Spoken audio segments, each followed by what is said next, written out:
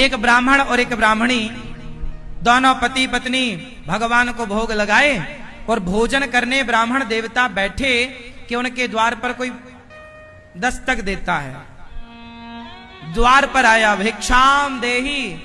ब्राह्मण उठे और अच्छा सुनो, ये जो पंडित पंडितानी थे ना, ये पंडित जी भी भिक्षा मांगते थे।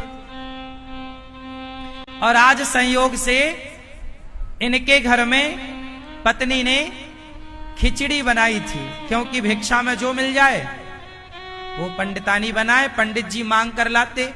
तो आज इतना ही मिला था कि दोनों को पेट भर, आज कुछ दिनों में आज पेट भर दोनों को भोजन बना पति पत्नी के लिए।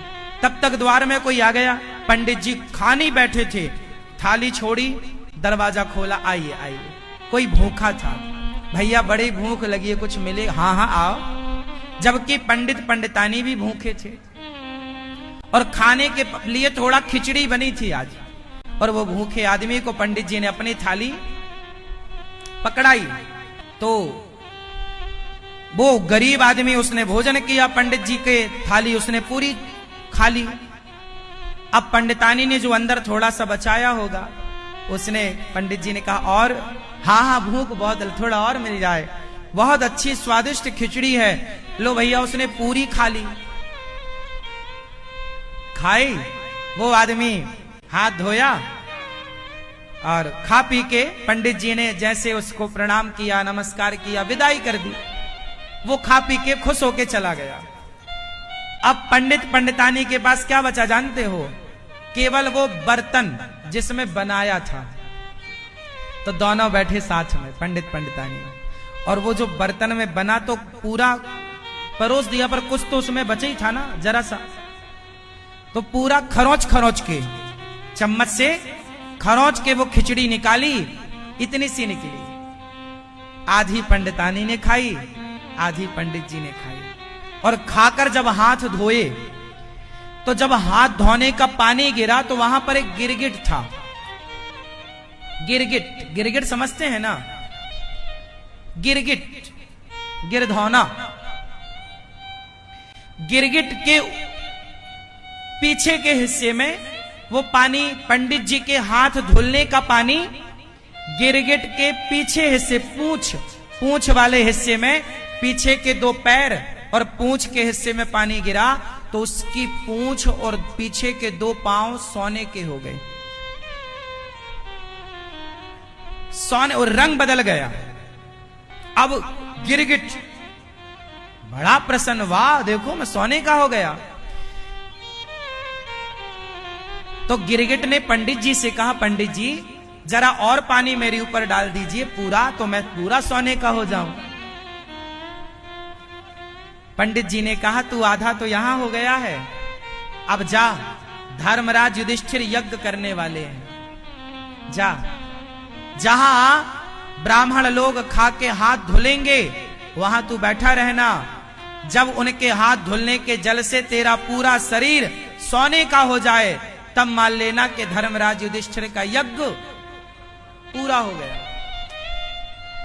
भैया वो गिरधौना उस यज्ञ में चला गया, वो आधा सोने का हो गया।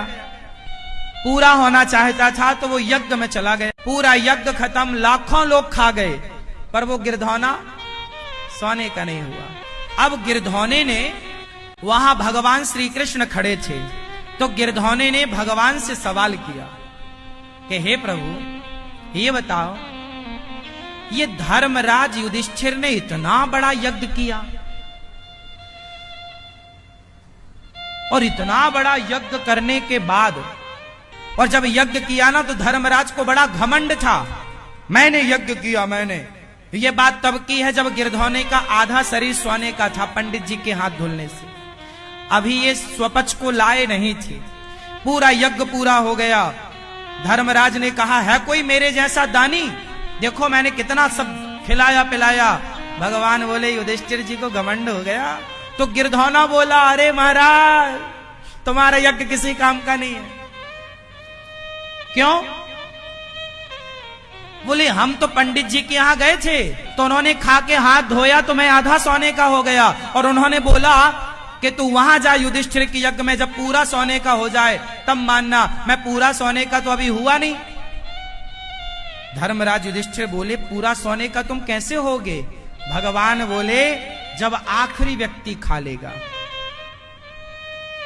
जब आखिरी व्यक्ति का पेट भर जाएगा और उसके हाथ का धौमन जब इसके ऊपर गिरेगा तो वो गिरधौना सोने का हो गया। अब प्रश्न धर्मराज ने पूछा कि प्रभु, ये ब्राह्मण कौन है जिसके स्पर्श से, ये पानी के स्पर्श से ये गिरधौना गिरगिट आधा सोने का हो गया? तब भगवान ने कहा, धर्मराज, तुम इतने बड़े पैसे वाले हो, तुमने इतना बड़ा दान किया तो कोई बहुत बड़ी बात नहीं, लेकिन वो ब्राह्मण जिसके पास केवल आज का ही भोजन था और उसके सामने कोई भूखा आया तो अपना भोजन, अपनी थाली उसे दे दी और दोनों पति पत्नी भूखे रह गए। जरा सा खाके जब हाथ धुला तो उन्होंने किसी भूखे को भोजन कराया। उस भोजन कराने के पुण्य से उनके हाथ का धौमन गिरा तो यह गिरगिट आधा सोने का हो गया। और तुम्हारे यहां लाखों खा गए, फिर भी ये सोने का नहीं भया, क्योंकि तुम्हें अभिमान है, तुम्हें अभिमान है कि तुम कर रहे हो। आखिरी व्यक्ति जब खाया तब फिर वो यज्ञ पूरा हुआ धर्मराज का।